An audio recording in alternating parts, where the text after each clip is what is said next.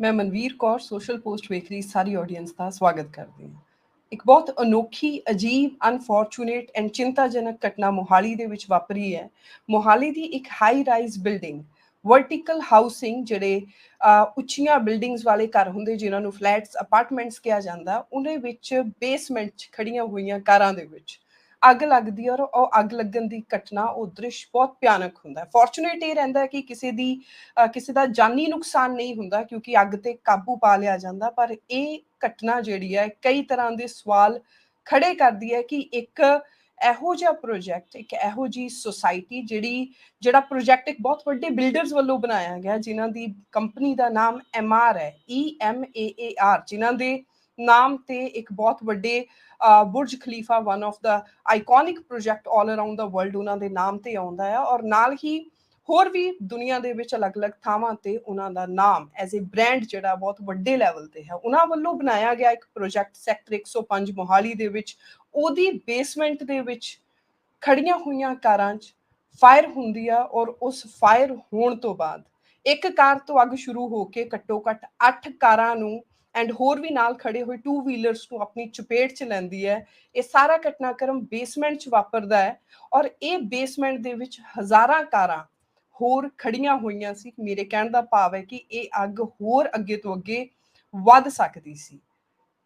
ਲਗਭਗ 2200 ਤੋਂ ਵੱਧ ਦੀ ਆਬਾਦੀ ਇਸ ਸੁਸਾਇਟੀ ਦੇ ਵਿੱਚ, ਜਿਹੜੀ ਇੱਕ ਕਮਿਊਨਿਟੀ ਲਿਵਿੰਗ ਹੈ, ਇੱਕ ਗੇਟਡ ਸੁਸਾਇਟੀ ਹੈ, ਇਹਦੇ ਵਿੱਚ ਸੈਕਟਰ 105 ਮੋਹਾਲੀ ਦੇ ਵਿੱਚ ਰਹਿੰਦੀ ਹੈ। ਔਰ ਉਹਨਾਂ ਦੇ ਲਈ ਵੀ ਬਹੁਤ ਵੱਡਾ ਖਤਰਾ ਪੈਦਾ ਹੋ ਸਕਦਾ ਸੀ। ਇਹ ਘਟਨਾ ਤਾਂ ਹੋਈ, ਇਹ ਘਟਨਾ ਵਾਪਰੀ ਜਿਹਦੇ ਵਿੱਚ ਕਾਰਾਂ ਦਾ ਨੁਕਸਾਨ ਹੋਇਆ, ਜਿਹਦੇ ਤੇ ਸਿਕਿਉਰਿਟੀ ਗਾਰਡਸ ਨੇ ਮੁਸਤੈਦੀ ਦਿਖਾਉਂਦੇ ਹੋਏ ਉਹਦੇ ਤੇ ਕਾਬੂ ਪਾਇਆ।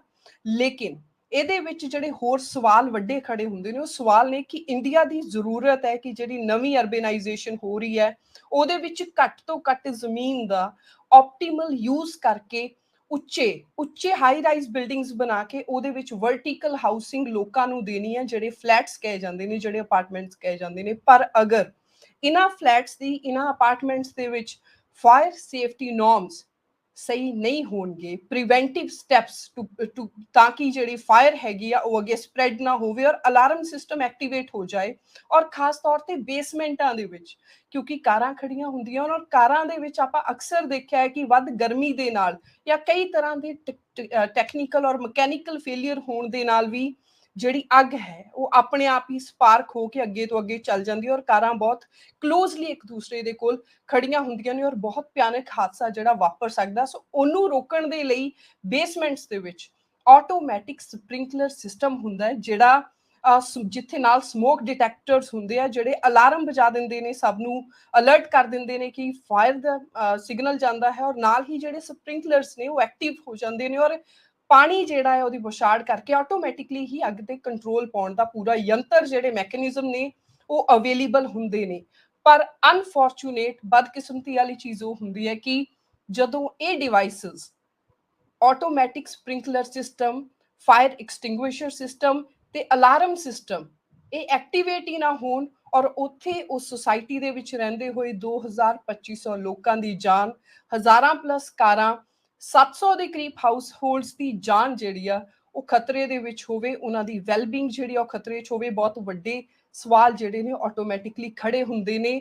ਪੰਜਾਬ ਦੇ ਮਾਡਰਨ ਅਰਬਨ ਕ੍ਰਾਈਸਿਸ ਦੀ ਇਹ ਇੱਕ ਪਰਫੈਕਟ ਉਦਾਹਰਣ ਹੈ ਕਿ ਸਾਡੇ ਸਾਹਮਣੇ ਇਹੋ ਜਿਹੀਆਂ ਅਨੋਖੀਆਂ ਘਟਨਾਵਾਂ ਆ ਰਹੀਆਂ ਨੇ। ਮੋਹਾਲੀ ਦੇ ਸੈਕਟਰ 105 ਦੇ ਐਮਆਰ ਬਿਲਡਰਸ ਦੇ ਨੀਚੇ ਬਣੀ ਹੋਈ ਉਹ ਹਾਈ ਰਾਈਜ਼ ਸੁਸਾਇਟੀ ਅਪਾਰਟਮੈਂਟਸ, ਜਿੱਥੇ 700 ਦੇ ਕਰੀਬ ਪਰਿਵਾਰ ਵਸਦੇ ਨੇ ਔਰ ਉਹਨਾਂ ਦੀ ਬੇਸਮੈਂਟ ਦੇ ਵਿੱਚ ਇੱਥੇ ਕਾਰਾਂ ਖੜੀਆਂ, ਜਿੱਥੇ ਸਾਰੀ ਅਨਫੋਰਚੂਨੇਟ ਘਟਨਾ ਵਾਪਰੀ ਹੈ, ਉੱਥੋਂ ਦੀ ਜਿਹੜੀ ਵੈਲਫੇਅਰ ਸੁਸਾਇਟੀ ਹੈ, ਜਿਹੜੀ ਰਜਿਸਟਰਡ ਬੋਡੀ ਹੈ, ਉਹਦੇ ਵਾਈਸ ਪ੍ਰੈਜ਼ੀਡੈਂਟ ਮੇਰੇ ਨਾਲ ਇਸ ਵੀਡੀਓ ਦੇ ਅਗਲੇ ਹਿੱਸੇ ਦੇ ਵਿੱਚ ਮੌਜੂਦ ਰਹਿਣਗੇ ਔਰ ਉਹਨਾਂ ਤੋਂ ਜਾਣਕਾਰੀ ਲਵਾਂਗੇ। ਸਭ ਤੋਂ ਪਹਿਲੇ ਇਸੇ ਸਵਾਲ ਦੇ ਨਾਲ ਕਿ ਮੋਹਾਲੀ ਦੀ ਇਸ ਸੁਸਾਇਟੀ ਦੇ ਵਿੱਚ ਜਦੋਂ ਤੜਕਸਾਰ ਇਹ ਘਟਨਾ ਵਾਪਰਦੀ ਹੈ, ਕਾਰਾਂ ਨੂੰ ਅੱਗ ਲੱਗਦੀ ਹੈ ਔਰ ਇੱਕ ਖਬਰ ਬਾਹਰ ਆਉਂਦੀ ਹੈ, ਅਲਾਰਮ ਸਿਸਟਮ ਐਕਟੀਵੇਟ ਨਹੀਂ ਹੁੰਦਾ, ਫਾਇਰ ਐਕਸਟਿੰਗੁਇਸ਼ਿੰਗ ਸਿਸਟਮ ਜਿਹੜਾ ਆਟੋਮੈਟਿਕਲੀ ਅਪਡੇਟ ਹੋਣਾ ਚਾਹੀਦਾ ਸੀ ਉਹ ਨਹੀਂ ਹੁੰਦਾ, ਫਾਇਰ ਕਾਲ ਕੀਤੀ ਤੇ ਜਿਹੜੇ ਫਾਇਰ ਟਰੱਕਸ ਆਉਣੇ ਚਾਹੀਦੇ ਸੀਗੇ ਉਹ ਰਿਸਪੌਂਸ ਵੀ ਥੋੜਾ ਡਿਲੇਡ ਆਉਂਦਾ ਹੈਗਾ, ਤਾਂ ਕਿਹੋ ਜਿਹਾ ਮਾਹੌਲ ਸੀ ਤੇ ਕੀ ਹੋਰ ਸੋਚਣਾ ਹੈ? ਪੂਰੀ ਜਾਣਕਾਰੀ ਲੈਣ ਲਈ ਮੈਂ ਵਿਕਾਸ ਪੁਰੀ ਜੀ ਨੂੰ ਸ਼ਾਮਿਲ ਕਰਦੇ ਹੋਏ ਪਹਿਲਾ ਸਵਾਲ ਉਹਨਾਂ ਵੱਲ ਲੈ ਕੇ ਜਾਂਦੀ ਹਾਂ ਕਿ ਕੀ ਮਾਹੌਲ ਬਣਿਆ, ਕੀ ਘਟਨਾਕ੍ਰਮ ਹੋਇਆ, ਉਹਦੀ ਜਾਣਕਾਰੀ ਉਹ ਸਾਨੂੰ ਦੇਣ। ਓਕੇ, ਸਭ ਤੋਂ ਪਹਿਲਾਂ ਬਹੁਤ ਬਹੁਤ ਧੰਨਵਾਦ ਮਨਵੀਰ ਜੀ ਕਿ ਤੁਸੀਂ ਸਾਨੂੰ ਸਾਡੀ ਐਸੋਸੀਏਸ਼ਨ ਨੂੰ ਇੱਕ ਮੌਕਾ ਦਿੱਤਾ ਤਾਂ ਕਿ ਜਿਹੜੀ ਵੀ ਘਟਨਾ ਵਾਪਰੀ ਆ ਉਹਦਾ ਆਪਾਂ ਤੁਹਾਨੂੰ ਵੇਰਵਾ ਦੇ ਸਕੀਏ। ਇਹ ਜਿਹੜੀ ਘਟਨਾ ਹੈ ਉਹ ਇੱਕ ਬਹੁਤ ਹੀ ਦੁਖਦਾਇਕ ਹੈ, ਕਿਉਂਕਿ ਆਪਾਂ ਜਦੋਂ ਵੀ ਇਦਾਂ ਦੀ ਸੁਸਾਇਟੀ ਵਿੱਚ ਘਰ ਲੈਂਦੇ ਹਾਂ ਇਹ ਸੋਚ ਕੇ ਲੈਂਦੇ ਹਾਂ ਕਿ ਸਾਡਾ ਤੇ ਸਾਡਾ ਪਰਿਵਾਰ ਬੜਾ ਸੁਰੱਖਿਅਤ ਰਹੇਗਾ। ਤੇ ਉਸੇ ਵੀ ਤਰ੍ਹਾਂ ਦੀ ਕੋਈ ਵੀ ਇਸ ਤਰ੍ਹਾਂ ਦੀ ਇਵੈਂਟਫੁਲ ਘਟਨਾ ਹੁੰਦੀ ਹੈ ਤੇ ਉਸ ਕੇਸ 'ਚ ਪ੍ਰਬੰਧ ਕਿੱਤੇ ਹੋਣਗੇ। ਤੇ ਜਦੋਂ ਨਾਮ ਇਮਾਰ ਵਰਗਾ ਹੋਵੇ, ਜਿਹਨੇ ਬੁਰਜ ਖਲੀਫਾ ਬਣਾਇਆ ਹੋਵੇ, ਤੇ ਬੰਦਾ ਉਸੇ ਨਾਮ ਦੇ ਉੱਪਰ ਹੀ ਪੈਸੇ ਲਾ ਦਿੰਦਾ ਹੈ ਤੇ ਮਾਰਕੀਟ ਤੋਂ ਜ਼ਿਆਦਾ ਪ੍ਰੀਮੀਅਮ ਵੀ ਦੇ ਦਿੰਦਾ ਆ। ਤੇ ਆਪਾਂ ਮੇਨਟੇਨੈਂਸ ਵਿੱਚ ਵੀ ਪ੍ਰੀਮੀਅਮ ਦਿੰਦੇ ਹਾਂ। ਪੂਰੀ ਸੁਸਾਇਟੀ ਜਿਹੜੀ ਆਪਾਂ ਟਰਾਈ ਸਿਟੀ ਦੀ ਪ੍ਰੀਮੀਅਮ ਸੁਸਾਇਟੀ ਗਿਣੇ ਜਾਂਦੇ ਤੇ ਪ੍ਰੀਮੀਅਮ ਹੀ ਲੈਂਦੇ ਨੇ ਉਹ ਸਾਡੇ ਕੋਲ ਮੇਨਟੇਨੈਂਸ ਦਾ। ਪਰ ਇਹ ਜਦੋਂ ਸਾਰੀਆਂ ਚੀਜ਼ਾਂ ਉਦੋਂ ਐਕਸਪੋਜ਼ ਹੋ ਜਾਂਦੀਆਂ ਨੇ, ਜਦੋਂ ਇਦਾਂ ਦੀ ਇੱਕ ਛੋਟੀ ਜਿਹੀ ਇੱਕ ਚਿੰਗਿਆਰੀ ਇੱਕ ਅੱਗ ਲੱਗ ਜਾਂਦੀ, ਪੂਰਾ ਅੱਗ ਦਾ ਰੂਪ ਲੈ ਲੈਂਦੀ ਹੈ, ਤੇ ਉਹਨੂੰ ਕੰਟਰੋਲ ਕਰਨ ਲਈ ਜਿਹੜੇ ਵੱਡੇ ਵੱਡੇ ਵਾਅਦੇ ਕੀਤੇ ਜਾਂਦੇ ਨੇ ਕਿ ਸਪ੍ਰਿੰਕਲਰ ਸਿਸਟਮ ਹੈ, ਆਟੋਮੈਟਿਕ ਸਿਸਟਮ ਹੈ, ਕੰਟਰੋਲ ਰੂਮ ਹੈ, ਆਟੋਮੈਟਿਕ ਪੰਪਸ ਨੇ, ਤੁਹਾਡੇ ਸਾਇਰਨ ਆਪਣੇ ਆਪ ਵੱਜਣਗੇ, ਉਹ ਸਾਰੇ ਦੇ ਸਾਰੇ ਫੇਲ ਹੋ ਜਾਂਦੇ ਨੇ। ਇਦਾਂ ਦੀ ਘਟਨਾ ਦੇ ਵਿੱਚ ਜਿਹੜੀ ਜਾਨ ਮਾਲ ਦੀ ਹਾਨੀ ਹੋ ਸਕਦੀ ਸੀ ਉਹ ਰੱਬ ਦਾ ਸ਼ੁਕਰ ਹੈ ਨਹੀਂ ਹੋਈ। ਬਟ ਫਿਰ ਵੀ ਇਸ ਛੋਟੀ ਜਿਹੀ ਚੰਗਿਆਰੀ ਨੇ 7 ਲਗਜ਼ਰੀ ਕਾਰਾਂ ਤੇ ਇੱਕ ਬਾਈਕ ਨੂੰ ਸਵਾਹ ਕਰ ਦਿੱਤਾ ਹੈ। ਤੇ ਇਹ ਤੁਸੀਂ ਸਮਝ ਸਕਦੇ ਹੋ ਕਿ ਜਿਹੜੇ ਬੰਦੇ ਨੇ ਬੇਸਮੈਂਟ 'ਚ ਗੱਡੀ ਖੜੀ ਕੀਤੀ ਹੈ, ਇੱਕ ਉਹਨੂੰ ਬਹੁਤ ਹੀ ਸੇਫ ਪਾਰਕਿੰਗ ਸਮਝ ਕੇ ਕੀਤੀ ਹੈ, ਉਹਦੇ ਨਾਲ ਇਹ ਕਿੱਦਾਂ ਬੀਤੀ ਹੋਏਗੀ। ਹੁਣ ਉਹ ਜਦੋਂ ਘਟਨਾ ਘਟੀ ਹੈ, ਉਹ ਘਟਨਾ ਘਟਣ ਦਾ ਕਾਰਨ ਸੀਗਾ ਕਿ ਗੱਡੀ 'ਚੋਂ ਇੱਕ ਚੰਗਿਆਰੀ ਨਿਕਲੀ ਹੈ। 5:45 ਵਜੇ ਇੱਕ ਚੰਗਿਆਰੀ ਨਿਕਲੀ ਹੈ, ਧੂਆਂ ਉੱਠਿਆ। ਆਈਡੀਅਲੀ ਉੱਥੇ ਜੇਕਰ ਸਮੋਕ ਡਿਟੈਕਟਰ ਹੁੰਦਾ ਤੇ ਉਹਨੇ ਸਮੋਕ ਤੋਂ ਹੀ ਪਹਿਚਾਨ ਕੇ ਇੱਕ ਸਾਇਰਨ ਵਜਾ ਦੇਣਾ ਸੀਗਾ, ਰਾਈਟ? ਉਹ ਨਹੀਂ ਹੋਇਆ। ਠੀਕ ਹੈ, ਸੈਕਿੰਡ ਸਟੈਪ, ਫਲੇਮ ਆਈ, ਇੱਕ ਗੱਡੀ ਦੀ ਫਲੇਮ ਆਈ, 5 ਮਿੰਟ ਦੇ ਵਿੱਚ ਫਲੇਮ ਉੱਪਰ ਗਈ। ਤੇ ਇਨਸੀਡੈਂਸ ਇਹ ਹੈ ਕਿ ਉਹਦੇ ਬਿਲਕੁਲ ਉੱਪਰ ਸਪ੍ਰਿੰਕਲਰ ਸਿਸਟਮ ਦੇ ਹੋਜ਼ਸ ਨੇ, ਉਹ ਐਕਟੀਵੇਟ ਹੋ ਜਾਣੇ ਚਾਹੀਦੇ ਸੀਗੇ ਉਸੇ ਵੇਲੇ, ਕਿਉਂਕਿ 50 ਡਿਗਰੀ ਸੈਂਟੀਗ੍ਰੇਡ ਤੇ ਉਹ ਐਕਟੀਵੇਟ ਹੋ ਜਾਂਦੇ ਨੇ, ਉਹ ਵੀ ਐਕਟੀਵੇਟ ਨਹੀਂ ਹੋਏ। ਉਸ ਤੋਂ ਬਾਅਦ ਦੂਜੀ ਗੱਡੀ ਨੂੰ ਅੱਗ ਲੱਗੀ ਤੇ ਫਲੇਮ ਬਹੁਤ ਜ਼ਿਆਦਾ ਹੈ। ਜਦੋਂ ਫਲੇਮ ਬਿਲਕੁਲ ਉੱਪਰ ਉਹਨਾਂ ਦੇ ਸਪ੍ਰਿੰਕਲਰ ਦੇ ਉੱਪਰ ਜਾ ਰਹੀ ਹੈ, ਫਿਰ ਵੀ ਉਹ ਐਕਟੀਵੇਟ ਨਹੀਂ ਹੁੰਦੀ। ਦੈਟ ਮੀਨਸ ਜਿਹੜਾ ਵੀ ਸਿਸਟਮ ਲੱਗਾ ਹੋਇਆ ਹੈ ਫਾਇਰ ਸੇਫਟੀ ਦਾ, ਉਹ ਸਾਰਾ ਆਈਵਾਸ਼ ਹੈ, ਜਿੰਨੇ ਨਾਂ ਤੇ ਇੰਨੇ ਰੈਜ਼ੀਡੈਂਟਸ ਤੋਂ ਪ੍ਰੀਮੀਅਮ ਤੁਸੀਂ ਚਾਰਜ ਕਰਦੇ ਹੋ, ਘਰ ਦੇ ਮੇਨਟੇਨੈਂਸ ਲਈ ਤੁਸੀਂ ਇੰਨੇ ਜ਼ਿਆਦਾ ਪੈਸੇ ਲੈਂਦੇ ਹੋ। ਤੁਸੀਂ ਸਾਨੂੰ ਇਹ ਵੀ ਕਹਿੰਦੇ ਹੋ ਕਿ ਆਪਾਂ ਇਹਦਾ ਫਾਇਰ ਸੇਫਟੀ ਚੈੱਕ ਕਰਾਇਆ ਹੋਇਆ। ਤੇ ਮੈਨੂੰ ਪੂਰਾ ਦਾ ਪੂਰਾ ਇਹਦੇ ਤੇ ਹੁਣ ਇੱਕ ਸਵਾਲੀਆ ਨਿਸ਼ਾਨ ਹੈ ਕਿ ਜਿਹੜੇ ਏਜੰਸੀਆਂ ਜਾਂ ਜਿਹੜੀ government organisation, B it GMADA ਔਰ ਬੀ ਇਟ ਫਾਇਰ ਡਿਪਾਰਟਮੈਂਟ, ਜਿਹੜੇ ਇਹਨਾਂ ਨੂੰ ਫਾਇਰ ਸੇਫਟੀ ਦਾ ਸਰਟੀਫਿਕੇਸ਼ਨ ਦਿੰਦੇ ਨੇ, ਉਹ ਕਿਸ ਬਿਹਾਫ ਤੇ ਦਿੰਦੇ ਨੇ ਕਿ ਉਹ ਫਾਇਰ ਸੇਫਟੀ ਦੇ ਲਾਇਕ ਵੀ ਹੈ, ਔਰ ਜਿਹੜਾ ਇਹ ਐਨੂਅਲ ਚੈੱਕਅਪ ਕਰਦੇ ਨੇ ਕਿ ਉਹ ਫਾਇਰ ਸੇਫਟੀ ਉਹਦੇ ਚ ਵਾਕਈ ਮੱਦੇਨਜ਼ਰ ਰੱਖੀ ਜਾਂਦੀ ਹੈ ਜਾਂ ਨਹੀਂ। ਵਿਕਾਸ ਜੀ, ਤੁਹਾਡੇ ਕਹਿਣ ਦਾ ਮਤਲਬ ਹੈ ਕਿ ਇੱਕ ਤਾਂ ਇਹਨਾਂ ਸੁਸਾਇਟੀਜ਼ ਦੇ ਅੰਦਰ ਜਿਹੜੀਆਂ ਹਾਈ ਰਾਈਜ਼ ਬਿਲਡਿੰਗਸ ਨੇ, ਜਿੱਥੇ ਬਹੁਤ ਜ਼ਿਆਦਾ ਪੋਪੂਲੇਸ਼ਨ ਡੈਂਸਿਟੀ ਹੈ, ਜਿਹਨੂੰ ਆਪਾਂ ਬਹੁਤ ਮਾਡਰਨ ਟਰਮ ਵਰਟੀਕਲ ਹਾਊਸਿੰਗ ਕਹਿ ਕੇ ਬੁਲਾਉਂਦੇ ਆ, ਇੱਕ ਤਾਂ ਇਹਨਾਂ ਦੇ ਅੰਦਰ ਜਿਹੜਾ ਸਿਸਟਮ ਲੱਗਿਆ ਹੈ ਫਾਇਰ ਸੇਫਟੀ ਦਾ ਉਹ ਪ੍ਰੋਪਰ ਨਹੀਂ ਹੈਗਾ, ਔਰ ਦੂਸਰਾ ਤੁਹਾਡਾ ਕਹਿਣਾ ਹੈ ਕਿ ਜਿਹੜਾ ਸਰਕਾਰ ਵੱਲੋਂ ਸਾਥ ਹੋਣਾ ਚਾਹੀਦਾ, ਜੋ ਸਰਕਾਰੀ ਅਥਾਰਟੀਆਂ ਦੀ ਜ਼ਿੰਮੇਵਾਰੀ ਹੋਣੀ ਚਾਹੀਦੀ ਹੈ, ਇਨਸਪੈਕਸ਼ਨ ਕਰਨਾ, ਫਾਇਰ ਸੇਫਟੀ ਦੇ ਸਾਰੇ ਨੋਰਮਸ ਨੂੰ ਮੀਟ ਕਰਨਾ, ਟੂ ਮੇਕ ਸ਼ੋਰ, ਉਹ ਦੋਨੋਂ ਚੀਜ਼ਾਂ ਨਹੀਂ ਹੈਗੀਆਂ। ਕੀ ਇਹ ਕਹਿਣ ਦਾ ਮਤਲਬ ਹੈ ਜੀ ਤੁਹਾਡਾ? ਕਿਉਂਕਿ ਇਹ ਜਦੋਂ ਏਜੰਸੀਆਂ ਜਦੋਂ ਸਾਨੂੰ ਇੰਨੀ ਜ਼ਿਆਦਾ ਹਾਈ ਰਾਈਜ਼ਸ ਦੇ ਵਿੱਚ ਸਾਨੂੰ ਸਟੈਕਡ ਤਰੀਕੇ ਨਾਲ ਹੈਬਿਟੇਟ ਕਰਦੀਆਂ, ਸਾਨੂੰ ਰਹਿਣ ਦਾ ਇੱਕ ਸਾਨੂੰ ਇੱਕ ਜਰੀਆ ਦਿੰਦੀਆਂ ਨੇ, ਤੇ ਸਰਕਾਰ ਦਾ ਇੱਕ ਬਹੁਤ ਵੱਡਾ ਇੱਕ ਜ਼ਿੰਮੇਵਾਰੀ ਬਣ ਜਾਂਦੀ ਹੈ ਕਿ ਉਹ ਇਹਨਾਂ ਦੇ ਜਿੰਨੇ ਚੈੱਕ ਨੇ, ਫਾਇਰ ਸੇਫਟੀ ਦੇ ਚੈੱਕ ਨੇ, ਇੱਕ ਜਦੋਂ ਬਿਲਡਿੰਗ ਬਣਦੀ ਹੈ ਉਦੋਂ ਇਹਨਾਂ ਨੂੰ ਫਾਇਰ ਸੇਫਟੀ ਦਾ ਸਰਟੀਫਿਕੇਟ ਮਿਲਦਾ ਹੈ, ਉਹ ਜਦੋਂ ਦਿੰਦੀਆਂ ਨੇ, ਉਹ ਮੈਂ ਉਹਦੇ ਤੇ ਕਮੈਂਟ ਇੱਥੇ ਨਹੀਂ ਕਰਨਾ ਚਾਹੁੰਦਾ, ਪਰ ਉਹ ਉਹਦੇ ਦੀ ਕੀ ਕੋਈ ਆਉਂਦਾ ਹੋਇਆ ਡਿਪਾਰਟਮੈਂਟ ਤੋਂ ਚੈੱਕ ਕਰਦਾ ਹੈ? ਨਹੀਂ। ਹੁਣ ਦੂਸਰੀ ਗੱਲ ਹੈ ਕਿ ਜਦੋਂ ਇਦਾਂ ਦੇ ਇਨਸੀਡੈਂਟ, ਜਦੋਂ ਐਨੂਅਲ ਚੈੱਕਅਪ ਹੁੰਦਾ ਹੈ, ਜਾਂ ਤੁਹਾਨੂੰ ਰੇਡ ਕਰਕੇ ਦੇਖਣਾ ਚਾਹੀਦਾ ਕਿ ਕੀ ਇੱਥੇ ਸਹੀ ਤਰੀਕੇ ਨਾਲ ਜਿਹੜੇ ਫਾਇਰ ਹਾਈਡਰੈਂਟਸ ਨੇ ਚੱਲਦੇ ਪਏ ਨੇ, ਜਾਂ ਜਿਹੜੇ ਸਿਲੰਡਰਸ ਨੇ ਕਿ ਉਹ ਰੀਨਿਊ ਹੋਏ ਨੇ। ਕਿਉਂਕਿ ਜਦੋਂ ਆਪਾਂ ਕੱਲ ਇਨਸੀਡੈਂਟ ਹੋਇਆ ਤੇ ਆਪਾਂ ਜਿਹੜਾ ਫਾਇਰ ਐਕਸਟਿੰਗੁਇਸ਼ਰ ਉੱਥੇ ਯੂਜ਼ ਕਰਨ ਦੀ ਕੋਸ਼ਿਸ਼ ਕੀਤੀ, ਖਾਲੀ ਸੀਗਾ, ਵੇਅਰ ਤੁਸੀਂ ਦੇਖੋਗੇ ਉਹਦੇ ਤੇ ਡੇਟ ਪਈ ਹੋਈ ਹੈ, ਰਾਈਟ, ਕਿ ਉਹ ਰੀਫਿਲ ਕੀਤਾ ਗਿਆ। ਉਹ ਬਸ ਨਾਮ ਲਈ ਆਈ ਵਾਸ਼ ਹੁੰਦਾ ਹੈ, ਜਿੰਦੇ ਲਈ ਸਾਡੀ ਐਨੂਅਲ ਜਦੋਂ ਖਰਚਾ ਕੈਲਕੂਲੇਟ ਕਰਦੇ ਨੇ, ਉਹਦੇ ਚ ਉਹਦੀ ਫੀਸ ਬਕਾਇਦਾ ਪਾਉਂਦੇ ਨੇ, ਤੇ ਉਹ ਵੀ ਬੜੀ ਪ੍ਰੀਮੀਅਮ ਐਡ ਕਰਕੇ ਪਾਉਂਦੇ ਨੇ ਕਿ ਆਪਾਂ ਬੜੇ ਵਧੀਆ ਏਜੰਸੀ ਤੋਂ ਉਹਨੂੰ ਕਰਵਾਇਆ, ਪਰ ਜਦੋਂ ਲੋੜ ਪੈਂਦੀ ਆ ਉਦੋਂ ਉਹਦੇ ਚ ਕੁਝ ਨਹੀਂ ਨਿਕਲਦਾ। ਕੀ ਪੰਜਾਬ ਦਾ ਜਿਹੜਾ ਫਾਇਰ ਸੇਫਟੀ ਡਿਪਾਰਟਮੈਂਟ ਆ ਉਹਦੇ ਵੱਲੋਂ ਰੈਗੂਲਰ ਇਨਸਪੈਕਸ਼ਨ ਕੀਤੀ ਜਾਂਦੀ ਹੈ ਕਿ ਕੀ ਇੱਥੇ ਫਾਇਰ ਸੇਫਟੀ ਦਾ ਮੈਕੈਨਿਜ਼ਮ ਬਿਲਕੁਲ ਫਾਈਨ ਕੰਡੀਸ਼ਨ 'ਚ ਹੈ? ਮੈਨੂੰ 7 ਸਾਲ ਹੋ ਗਏ ਨੇ ਇੱਥੇ ਰਹਿੰਦੇ ਆ, ਤੇ ਮੈਂ ਮੋਸਟਲੀ ਇਹਦੇ ਚ ਵੋਵਾ ਜਿਹੜੀ ਕਿ RW ਹੈ ਉਹਦੇ ਚ ਐਕਟਿਵ ਮੈਂਬਰ ਹੀ ਆ। ਮੇਰੀ ਇਨਫੋਰਮੇਸ਼ਨ ਚ ਅੱਜ ਤੱਕ ਕੋਈ ਵੀ ਫਾਇਰ ਸੇਫਟੀ ਆਫਿਸਰ ਗਮਾਡਾ ਵੱਲੋਂ ਜਾਂ ਪੁੱਡਾ ਵੱਲੋਂ ਜਾਂ ਫਿਰ ਫਾਇਰ ਸੇਫਟੀ ਡਿਪਾਰਟਮੈਂਟ ਵੱਲੋਂ ਇੱਥੇ ਕੋਈ ਵਿਜ਼ਿਟ ਲਈ ਨਹੀਂ ਆਇਆ, ਇਹਨਾਂ ਤੇ ਲਈ ਕਰਨ ਲਈ ਨਹੀਂ ਆਇਆ। ਉਹ ਜਿਹੜੀ ਕਾਗਜ਼ੀ ਕਾਰਵਾਈ ਹੁੰਦੀ ਹੈ, ਉਹ ਕਾਗਜ਼ੀ ਕਾਰਵਾਈ ਕਿਸ ਤਰ੍ਹਾਂ ਹੁੰਦੀ ਹੈ, ਕਿਸ ਤਰ੍ਹਾਂ ਨਹੀਂ ਹੁੰਦੀ ਹੈ, ਉਹ ਮੈਂ ਕਮੈਂਟ ਨਹੀਂ ਕਰਾਂਗਾ। ਬਟ ਸਾਨੂੰ ਗਰਾਊਂਡ ਦੇ ਉੱਪਰ ਇੱਦਾਂ ਦਾ ਕੋਈ ਵੀ ਚੀਜ਼ ਨਹੀਂ ਮਿਲੀ, ਤੇ ਜਦੋਂ ਆਪਾਂ ਨੂੰ ਇੱਦਾਂ ਦਾ ਕੋਈ ਇਨਸੀਡੈਂਟ ਹੋ ਜਾਂਦਾ ਹੈ ਤੇ ਉਹ ਇਨਸੀਡੈਂਟ ਇੱਦਾਂ ਦੀ ਸਾਰੇ ਤਰ੍ਹਾਂ ਦੇ ਸਰਟੀਫਿਕੇਟਸ ਹੁੰਦੇ ਨੇ, ਜਿਹੜੇ ਕਾਗਜ਼ੀ ਕਾਰਵਾਈਆਂ ਹੁੰਦੀਆਂ ਉਹਨੂੰ ਐਕਸਪੋਜ਼ ਕਰ ਦਿੰਦੀਆਂ। ਇਹਦੇ ਪਿਛਲਾ ਕਾਰਨ ਜੋ ਤੁਸੀਂ ਸ਼ਬਦ ਨਹੀਂ ਬੋਲ ਰਹੇ ਹੈਗੇ, ਉਹਨੂੰ ਮੈਂ ਬਹੁਤ ਕਲੀਅਰਲੀ ਇੱਥੇ ਰੱਖ ਦਿੰਨੀ ਆ ਕਿ ਹਰ ਇੱਕ ਸਰਕਾਰੀ ਅਦਾਰੇ ਦੇ ਵਿੱਚ ਬਹੁਤ ਵੱਡੇ ਪੱਧਰ ਤੇ ਕਰਪਸ਼ਨ ਚੱਲਦੀ ਆ। ਕਰਪਸ਼ਨ, ਪੈਸਾ, ਭ੍ਰਿਸ਼ਟਾਚਾਰ ਦੇ ਨਾਲ ਹੀ ਨਕਲੀ ਸਰਟੀਫਿਕੇਟ ਬਣਾ ਲਏ ਜਾਂਦੇ ਨੇ, ਔਰ ਬਿਲਡਰਾਂ ਤੋਂ, ਵੱਡੇ ਵੱਡੇ ਬਿਲਡਰਾਂ ਤੋਂ ਹੋਰ ਤਰੀਕਿਆਂ ਤੋਂ ਪੈਸਾ ਵਟੋਰਿਆ ਜਾਂਦਾ, ਔਰ ਉਸ ਪੈਸੇ ਦੇ ਲਈ ਇੱਕ ਤਰ੍ਹਾਂ ਦੇ ਨਾਲ ਕੁਇਡ ਪ੍ਰੋ ਕੋ ਦੇ ਲਈ ਉਹਨਾਂ ਨੂੰ ਐਵੇਂ ਦੇ ਸਰਟੀਫਿਕੇਸ਼ਨ ਜਿਹੜੇ ਉਹ ਵੀ ਜਾਰੀ ਕਰ ਦਿੱਤੇ ਜਾਂਦੇ ਆ ਬਿਨਾਂ ਇਸ ਨੂੰ ਚੈੱਕ ਕੀਤੇ। ਬੜੀ ਅਨਫੋਰਚੂਨੇਟ ਹੈ ਜੀ ਕਿ 7 ਸਾਲਾਂ ਦੇ ਵਿੱਚ ਕੋਈ ਵੀ ਫਾਇਰ ਡਿਪਾਰਟਮੈਂਟ ਤੋਂ ਇਹ ਚੈੱਕ ਕਰਨ ਨਹੀਂ ਆਇਆ ਕਿ ਕੀ ਜਿੱਥੇ ਐਡੀ ਪੋਪੂਲੇਸ਼ਨ ਡੈਂਸਿਟੀ ਹੈ ਉੱਥੇ ਫਾਇਰ ਸੇਫਟੀ ਨੋਰਮ ਜਿਹੜੇ ਉਹ ਫੁੱਲਫਿਲ ਕੀਤੇ ਜਾ ਰਹੇ ਆ ਕਿ ਨਹੀਂ। ਮੈਂ ਤੁਹਾਡੇ ਤੋਂ ਜਾਣਨਾ ਚਾਹਾਂਗੀ ਕਿ ਜਦੋਂ ਫਾਇਰ ਲੱਗੀ, ਇੰਨੀ ਆਬਾਦੀ ਇਹਦੇ ਵਿੱਚ ਰਹਿ ਰਹੀ ਹੈ, 13 ਮੰਜ਼ਲੀ ਤੱਕ ਇਹ ਹਾਈ ਰਾਈਜ਼ ਬਿਲਡਿੰਗ ਹੈ, ਹਰ ਇੱਕ ਘਰ ਦੇ ਵਿੱਚ ਪਰਿਵਾਰ ਹੈ, ਉਹਨਾਂ ਦੇ ਵਿੱਚ ਅਲਾਰਮ ਸਿਸਟਮ, ਜਿਸ ਅਲਾਰਮ ਨੇ ਉਹਨਾਂ ਨੂੰ ਸਵੇਰੇ ਤੜਕੇ 5 ਵਜੇ ਦੇ ਅਰਾਊਂਡ ਸੁੱਤਿਆਂ ਨੂੰ ਉਠਾਇਆ ਹੋਵੇ ਕਿ ਗੋ ਆਊਟ, ਫਾਇਰ ਹੈ, ਮੇਜਰ ਫਾਇਰ ਬ੍ਰੋਕ ਆਊਟ, ਕੀ ਵਾਪਰਿਆ, ਕੀ ਹੋਇਆ? ਹੱਸ ਕਿਉਂ ਰਹੇ ਹੋ?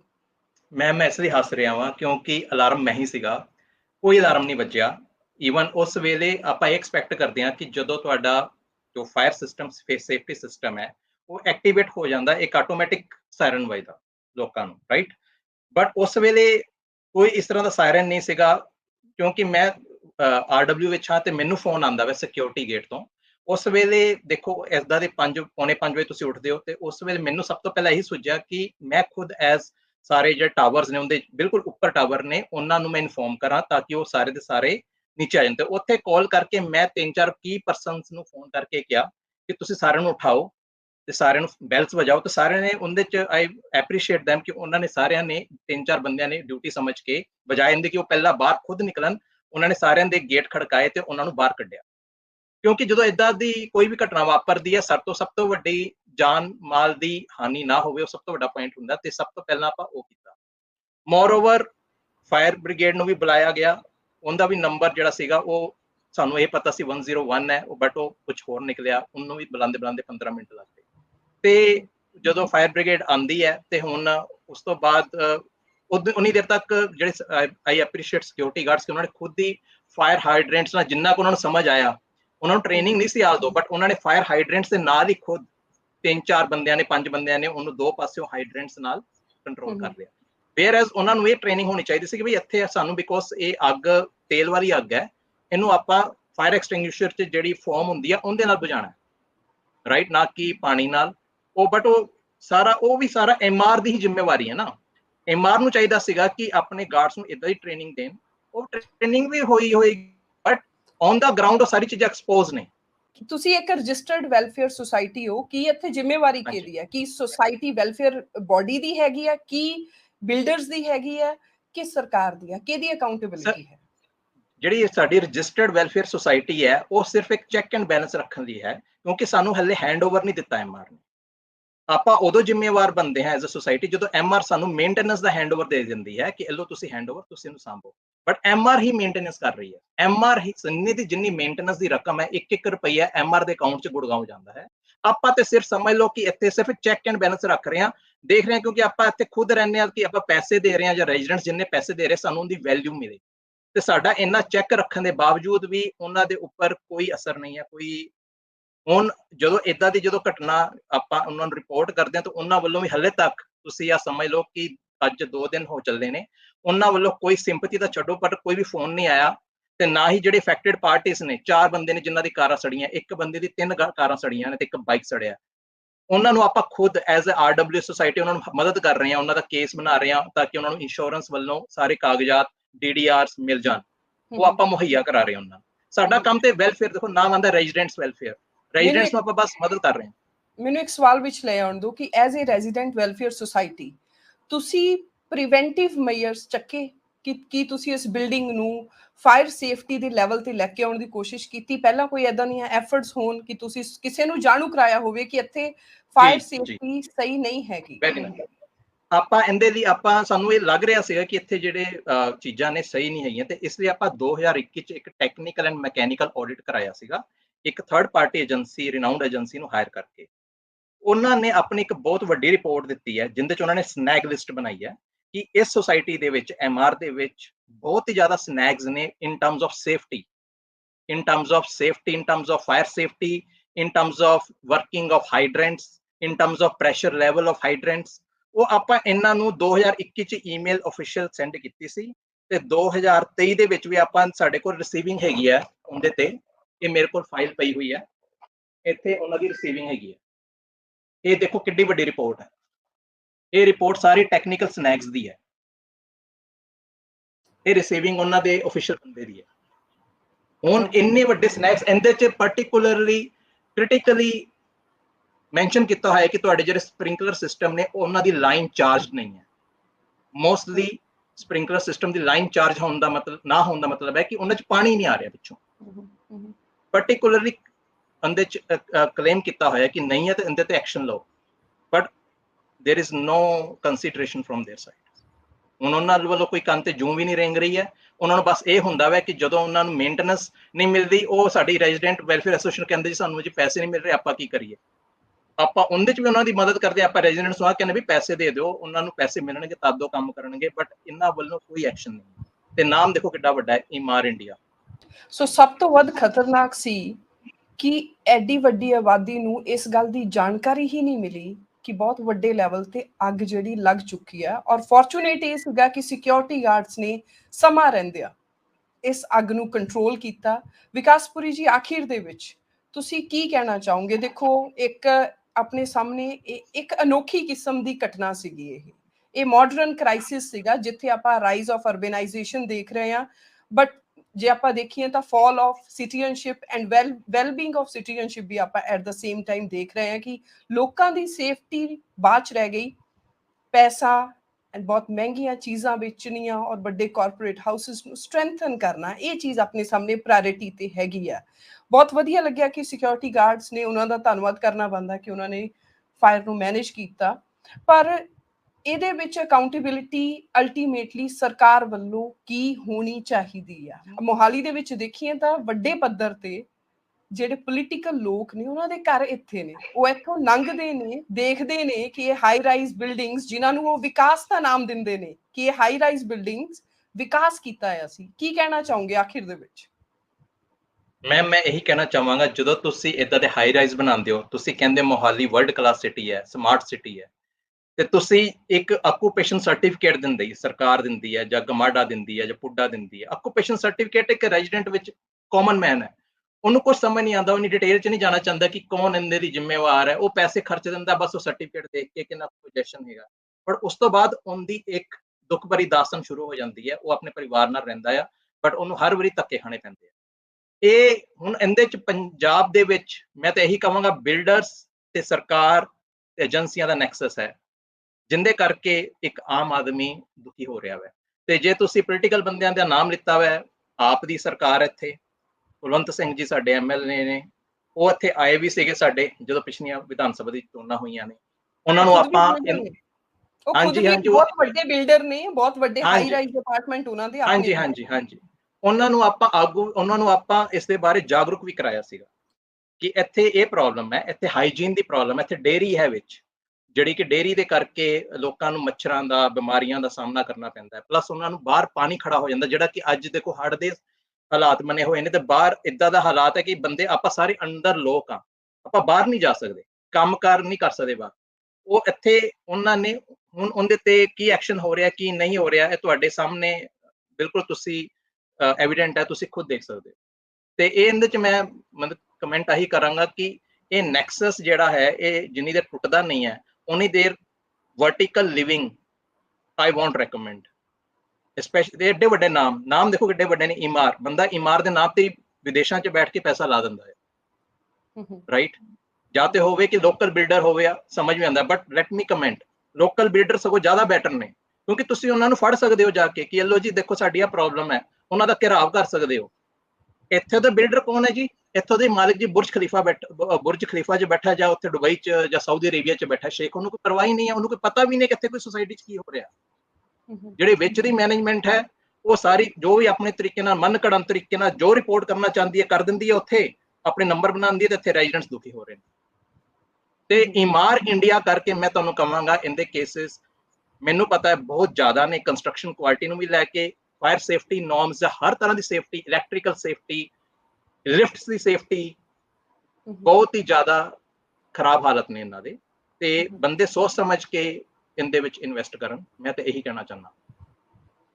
ਸਰਕਾਰ ਦੇ ਅੱਗੇ ਬਹੁਤ ਵੱਡਾ ਚੈਲੰਜ ਤੁਸੀਂ ਪੋਜ਼ ਕਰ ਦਿੱਤਾ ਹੈ ਕਿ ਅਗਰ ਜਿਸ ਤਰ੍ਹਾਂ ਆਪਣੀ ਆਬਾਦੀ ਵੱਧ ਰਹੀ ਹੈ, ਘਰ ਬਣਾਉਣ ਨੂੰ ਜਗ੍ਹਾ ਆਪਣੇ ਕੋਲ ਘੱਟ ਰਹੀ ਹੈਗੀ ਆ, ਤਾਂ ਉੱਥੇ ਜਿਹੜੀ ਅਰਬਨ ਪ੍ਰੋਬਲਮ ਆ ਉਹ ਇਸੇ ਤਰ੍ਹਾਂ ਸੋਲਵ ਹੋਏਗੀ ਕਿ ਵਰਟੀਕਲ ਹਾਊਸਿੰਗ ਬਣੇ, ਔਰ ਵਰਟੀਕਲ ਹਾਊਸਿਸ ਨੂੰ ਸਸਟੇਨੇਬਲ ਰੱਖਣ ਦੇ ਲਈ ਸਰਕਾਰ ਨੂੰ, ਬਦਲਾਵ ਦੀ ਸਰਕਾਰ ਨੂੰ, ਇਹ ਜਿਹੜੀ ਕਰਪਸ਼ਨ ਦਾ ਨੈਕਸਸ ਬਣਿਆ ਹੋਇਆ ਹੈ, ਇਸ ਕਰਪਸ਼ਨ ਨੂੰ ਤੋੜਨਾ ਪਏਗਾ ਤੇ ਰੈਗੂਲਰ ਜਿਹੜੀਆਂ ਵਿਜ਼ਿਟਸ ਨੇ ਫਾਇਰ ਡਿਪਾਰਟਮੈਂਟਸ ਦੀਆਂ, ਪ੍ਰੀਵੈਂਟਿਵ ਮੈਜਰਸ ਜਿਹੜੇ ਆ ਲੈਣੇ ਪੈਣਗੇ ਤਾਂ ਕਿ ਵੈਲਬੀਇੰਗ ਆਫ ਸਿਟੀਜ਼ਨਸ਼ਿਪ ਬਣੀ ਰਹੇ। ਵਿਕਾਸ ਪੁਰੀ ਜੀ, ਤੁਸੀਂ ਇਹਨਾਂ ਹਾਲਾਤਾਂ ਨਾਲ ਸਾਨੂੰ ਜਾਣੂ ਕਰਾਇਆ ਕੀ ਕੁਝ ਵਾਪਰਿਆ, ਕਿਵੇਂ ਦੇ ਹਾਲਾਤ ਸੀ, ਕਿਹੜੀਆਂ ਪ੍ਰੋਬਲਮਸ ਨੇ, ਅੱਜ ਦੇ ਮਾਡਰਨ ਅਰਬਨ ਕ੍ਰਾਈਸਿਸ ਕੀ ਹੈਗੇ ਨੇ, ਉਹਦੇ ਲਈ ਤੁਹਾਡਾ ਬਹੁਤ ਧੰਨਵਾਦ। Thank you so much sir.